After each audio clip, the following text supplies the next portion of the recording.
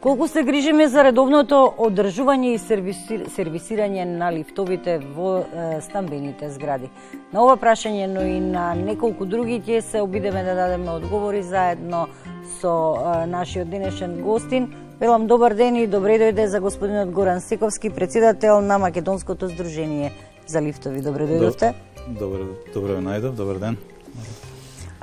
Пред да почнеме со тоа, дали воопшто знаеме колкава бројка на лифтови имаме во Македонија? Еве во Охрид, например, од прилогот слушнавме, не се знае бројката. Пред да одговорам на ова прашање, сакам да кажам нешто за првиот прилог, за првиот лифт во Палата Ристич и како тој лифт стигна во музеот. Јас тогаш бев ангажиран во таа зграда како надзор за демонтажа и монтажа на тогаш новиот лифт. И со разговор со станарите, самите тие рекоа, па сепак ова е прв лифт, тај да видиме што може да се направи. Ја во еден разговор со мој пријател, професор Ивица Джепаровски, професор на Филозофскиот факултет, разговаравме на оваа тема. Тој веднаш се јавија тогашниот директор на музеот на град Скопје, кој веднаш релативно брзо испрати еден камион и оваа кабина и погонскиот дел, мотор и електромотор беа однесени во музеот, така се случува делот таа инсталација. И предпоставам дека сте горд што сте учествувале во сочувувањето на историјата на лифтовите во Македонија. Верувам дека гледачите од наша генерација, да речеме од Скопје, сигурно поголемиот дел од нив се имаат возено со тој лифт. Имаше клупа, тој натре беше интересен. Значи, сме имале можност да осетиме дел од она што сега веќе е историја. Да. Ајде на првото прашање што го постави. Ние во нашава држава не го знаеме точниот број на лифтови. Предпоставуваме некои бројки, оние што беа до 90-та година, па со тој годишниот прираст, да кажам, на новоинсталирани лифтови. Предпоставка е негде дека има околу 15.000 лифта на територијата на нашата држава. Некои велат помалку, некои велат повеќе, но не е голема грешката, предпоставувам.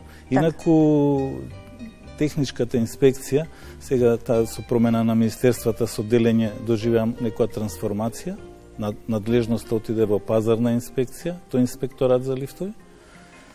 Они водат и задолжени се од државата да водат евиденција, меѓутоа водат на оние што се пријавени, кај што направен барем еднаш некој преглед технички. Не зборувам за сервиси, него за тие годишни технички прегледи. Така што они оперираат со некој бројка околу 5000 регистрирани единици, ама тоа е далеку под она што навистина. Тоа значи дека, да речеме, околу 10.000 лифтови воопшто немаат... Па никогаш не биле предмет на техничка инспекција. Тоа е задолжителна инспекција покрај овој сервисот, кој еднаш месечно треба да го врши фирма за одржување. Еднаш годишно, слично како и возилата, лифтот треба да подлежи на технички преглед. Така што ако гледаме по овие бројки, значи имаме 2/3 од лифтовите воопшто и не биле предмет на такви испитувања. И тоа предпоставам дека е бројка која што и факт кој што би требало да не загрижи нас како жители и корисници на ова превозно средство. Бидејќи при тие прегледи годишно главно се проверуваат сигурносните елементи на лифтот. Така што навистина, значи имаме голем број непроверени, не знаеме ни каква е состојбата. Не може да речеме дали се безбедни или небезбедни. Чепкајќи на оваа тема, најдов на еден податок во кој што се вели според некаков извештај од јануари 2015 година на групацијата за домување со стамбен и деловен простор при Стопанската комора, се вели дека преку 80% од лифтовите во земјава се водат како технички неисправни, оти стандардите што треба да ги исполнат се премногу строги, а тие не ги исполнуваат.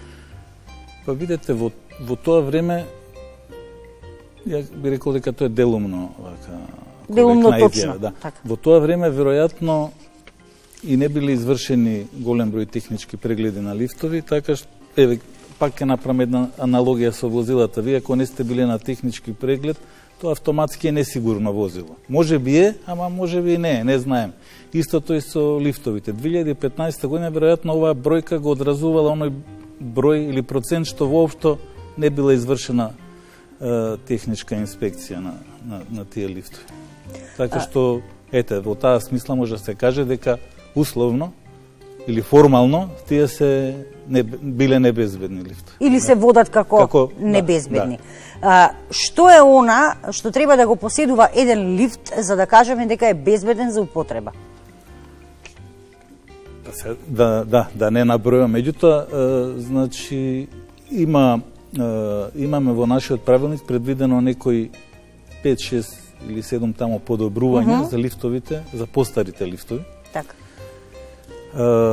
Нормално дека старите лифтови не може да ги задоволат новите стандарди, но тоа не значи дека тие не се безбедни, ако овие 5-6 елементи или позиции се направени како што бара правилникот.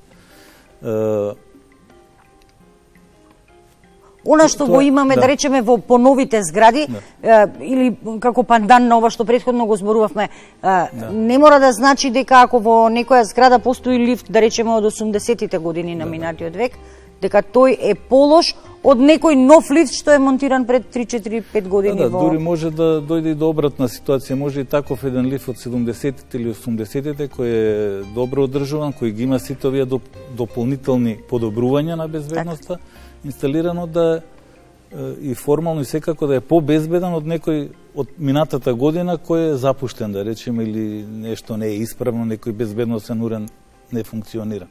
Така што самата безбедност не значи дека стар лифт е небезбеден, новиот дека е безбеден сам по себе, тој ништо не значи. Кога станува збор за одржувањето на лифтовите, имавме можност да ги слушнеме битолчаните кои што велат дека управителите на стамбените единици се оние кои што се грижат за исправноста на лифтот, но не смееме да заборавиме дека станарите се собственици на лифтот. Според рекол нашиот правилникот за лифтови во употреба, тој распознава, тој е излезен правилник пред да се донесе законот за домување. Значи, тука самиот тој правилник не ги препознава овие управители, таму вели собственик или корисник на лифтот. Значи, корисник е ако некој го изнаеми објектот или единицата, а собственици се, што кажувате, собственици на станари.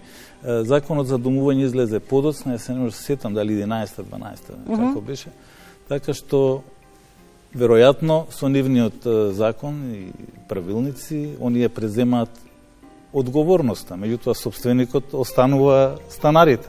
Така. Остануваат, дали инвеститорите кои што ги градат зградите секаде во државава имаат обврска да се консултираат, да извадат некаков документ од кај вас пред да биде зградата пуштена во употреба, да докажат дека лифтот е во ред и дека тој може да се користи. Да, имаме подлежи овој преглед или овие дозволи, што кажувате, документи на два закони. Едниот е односно правилници, ајде ќе кажам директно, значи едниот е правилникот за пуштање на пазар на лифтови, кој третира нови лифтови. Тоа е така наречена оцена на сообразност, но тоа е, да речам, баш како што кажува правилникот за пуштање на пазар. Значи тоа е помеѓу од една страна производител и монтажерот, не е битно кој е во тој ланец цел, и инвеститорот на објектот. Може да биде и собственик, а не мора во колективни згради инвеститор е некоја градежна фирма, некој друг. Така. Кој што воопшто нема значи дека со зградата ништо после. Тој лифт може на нашиот македонски пазар да се инсталира, да се прода и така натаму. Ние ги следиме европските барања, така што тоа што е за европски пазар може да биде и кај нас. Понатаму со другиот правилник, што кажувам правилник за користење на лифтови, се третира тоа прво пуштање и периодичните последгодишни, така што тоа е помеѓу инвеститорот и собствениците. Така. Поготово инвеститорот го кажам зашто кај овие згради не се познати собствениците. Уште не се познати, може да не е продадена зграда и затоа инвеститорот се јавува во таа улога. Да.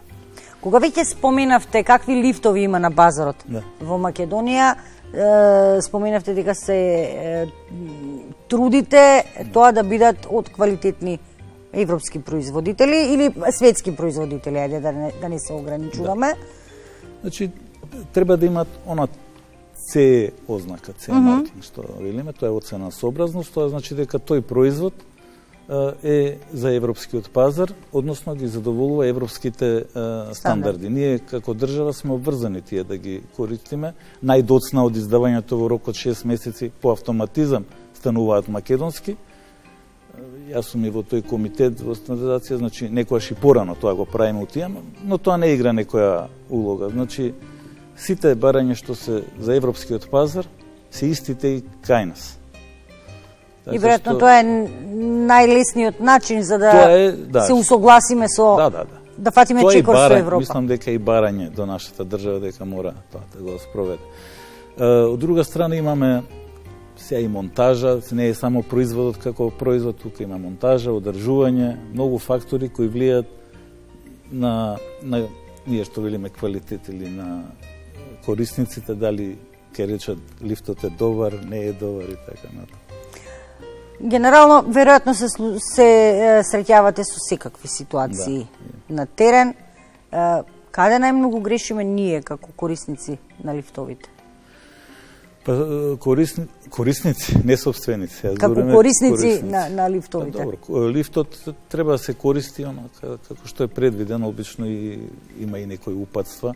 Не смееме да, не би требало да уништуваме ниту копчињата за повикување, стакла, посебно стакла да не се кршат, да нема отвори, бидејќи тука настануваат многу повреди, потока и деца. Се случува да застане лифтот, да се дали поради струја, прекина струја или некој дефект, па луѓето внатре ги фаќа паника, некои и пробуваат нешто да отвараат врати, што е многу опасна ситуација. Значи, една препорака до сите, ако дојдете у таква ситуација, да останете мирен. Имаат сега, сите имаме мобилни, меѓутоа и кабините имаат една комуникација додуше само до машинската просторија, иако веќе во Европа, во светот има у самиот лифт картичка, може до некој кол центар или до сервисерот директно да се јавите. Меѓутоа најбезбедно е ништо да не се чепка. Бидејќи исто има незгоди со фатални последици од обиди да човек да излезе од кабината, а тоа е машина, не знаете, не ја познаваат машина. Точно и не знаете во кој момент. Може да тргне, може се нешто да се случи. А кои се грешките што ги правиме како станари во зградите и собственици на лифтот? Па, како станари би требало, и тоа е барање на правилникот, законско барање, значи да се има активен договор за одржување од најмалку 1 година. Во самиот правилник и сервисерите, одржувачите се должни еднаш месечно да извршат контрола. Таа контрола е точно специфицирана што значи проверка на некои уреди, безбедносни уреди. И обврска е овој годишен преглед. Еднаш годишно се ангажира. Задоволни ли сте? Независно правно. Тоа нема врска со сервисерите, тоа се други овластени тела. Задоволни ли сте со интересот за редовно годишно одржување на лифтовите? Имате ли таков податок? Точен податок не, но мислам дека голем дел од лифтовите има одржување. Ово е на годишни договори. Така. Многу редок број, многу мал број е на лифтови, односно собственици што немаат ангажирано. Сретнуваме такви, ама тоа е стварно инцидент. Значи не можеме ни во проценти да зборуваме, навистина ограничена бројка. Со техничките прегледи е друг проблем. Тука има доста што не се прегледани, не се вршат тие прегледи. Ако може да се избегне. зошто да не? Мислам, тоа кај нас во Македонија ни е пракса за се во животот, па веројатно и за лифтовите. Велат изгоре, па не ми дошла инспекција, сега не морам. Добар е лифтов работи? Да, чекат, без разлика што е обврска, треба да се направи, очигледно сакаме така под притисок да видим, па да ги решиме работите, инаку така зашто само ни е обврска, тоа малку потешко поминува. Но не губиме надеж, ќе не биде еден ден, ќе не биде. Па ние цело време работиме, еве работиме на некои нови правилници, некои работи да станат појасна, некои да попрецизираме, некои построги правила и за сервисерите, и за овие инспекторите, техничките инспекции, така што надеж не губиме секако. И не треба. Како за крај, се со цел за да продолжиме со она што ни е следен прилог, само би ве прашала, денес е многу многу модерно да се ставаат лифтови во приватни куќи за домување. Каква е разликата меѓу лифтот за домашна употреба, во семејна куќа и во стамбена зграда? Да, па има мали разлики, меѓутоа тие безбедносни уреди и елементи мора да ги има истиот лифт. Инаку точно е дека не е само тренд, потреба е, населението старее се повеќе и ние сме и во нашата држава старее населението и потреба е. Значи и за еден кат и за два ката станува потреба да се вгради лифт за да се да се успособи. Да. Имаме такви лифтови на пазарот во Македонија, има и интерес. Има интерес да се повеќе. Сековски, јас ви благодарам што бевте дел од нашата емисија денес. Верувам дека граѓаните добија одговори на некои прашања, а уште повеќе верувам дека ќе им влезе во глава она дека редовно треба да се сервисираат и одржуваат лифтовите. Ако можете да се грижите за автомобилот, зошто да не се грижите за лифтот во зградата? Према возилата имаме друг однос. Да, особено вие мажите. Ви благодарам уште еднаш.